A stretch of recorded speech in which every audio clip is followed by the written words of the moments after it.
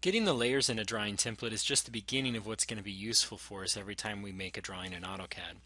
I'm going to go ahead and open up a new drawing here in AutoCAD, and I'm going to select the template that I just made, Andy Inches.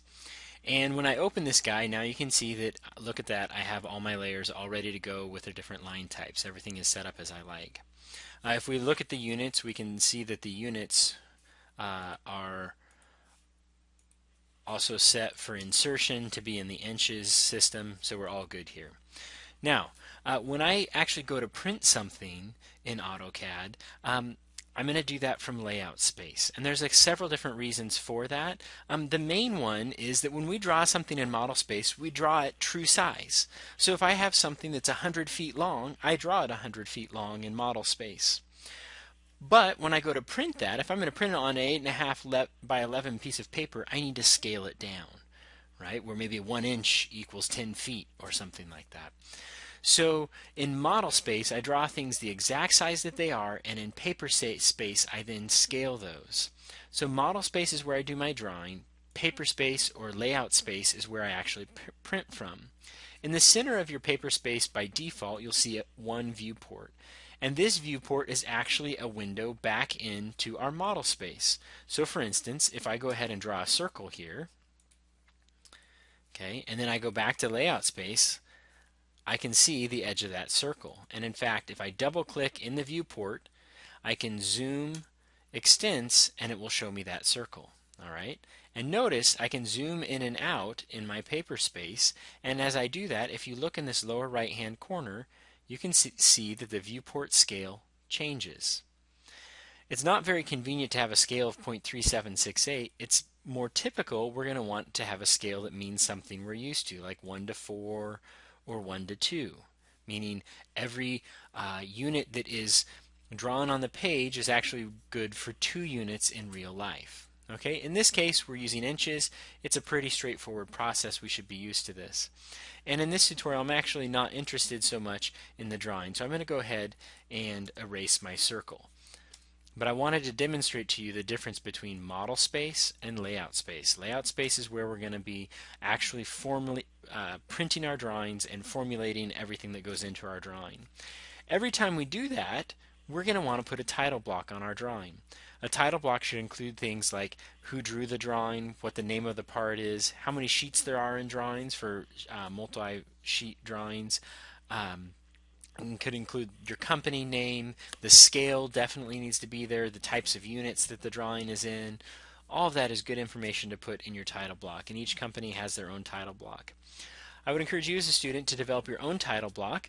To get started with that, let's just go ahead and draw a rectangle from the lower left corner, doesn't need to be exact, up to the upper right hand corner. Okay?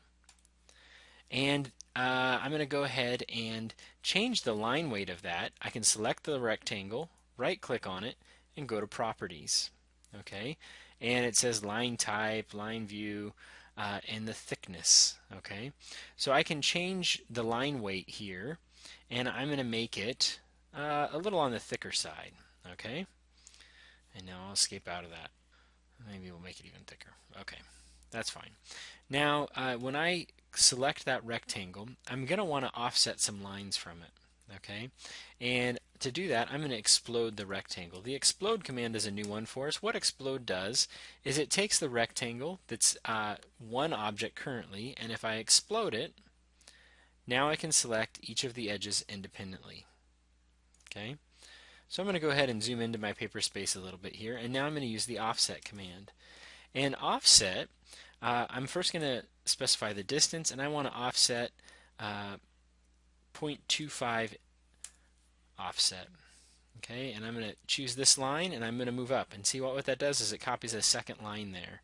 And I'm going to do that again. Choose the line and offset to this side, and now I have two parallel lines. Grab my line command, and I'm going to change my object snapping, turn it on, and I'm going to select to turn on the nearest right there.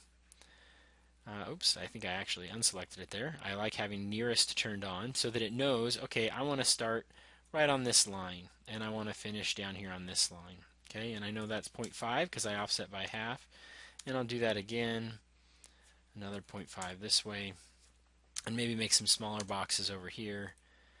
Not super precise, doesn't need to be super precise right now. I'm just trying to make some different boxes. Okay, then I can grab my text tool and I'll draw a box here and turn on caps lock and say drawn by colon. Take caps lock off, Andy Dryden. Okay.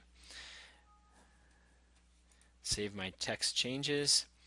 And this is actually larger than I want it to be. So if I double click on it, I'm going to close this. I can change right here its height. And I'll change, and actually let me select just here and change its height. I'll select all the text and change that height to be 0.18, let's say. Okay. And now I can drag and move that so that it's a little bit more centered in the whole. Okay. And now I can copy this text because I like that it's caps locked and I like its location. I'm going to choose the base point as the bottom left corner and then grab and copy it all these different places. Okay. And this will make it so that the text lines up nice in each spot. Okay. And now I'm going to go through and edit each of those. I'll pause the video because it's pretty boring to watch.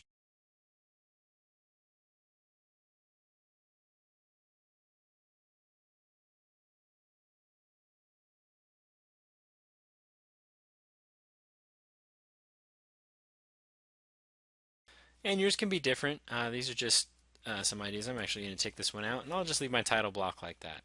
Okay. Now, if I go ahead and save this as a template, every time I open this up, it will have my title block in there. I can then come in and change it, and this is going to be really useful for all your drawings going forward. In our next video, I'll show you how to make a metric one, which is also going to be really important. But let me just show you that this has worked. I'm going to go ahead and save this. Okay, and again, I want to save it as a DWT file. DWT, and I'll make it my Andy Inch. Save. I do want to replace it. Keep the description. Okay, and now when I come up here and click on New, and I go to Andy Inch, my model space is here, my layout space is here, my title block is all ready to go, and then I can edit that if I want. Alright, and you notice that the title up at the top is drawing9.dwg. So when I save this, I could save it as Part 1 DWG instead of the DWT file.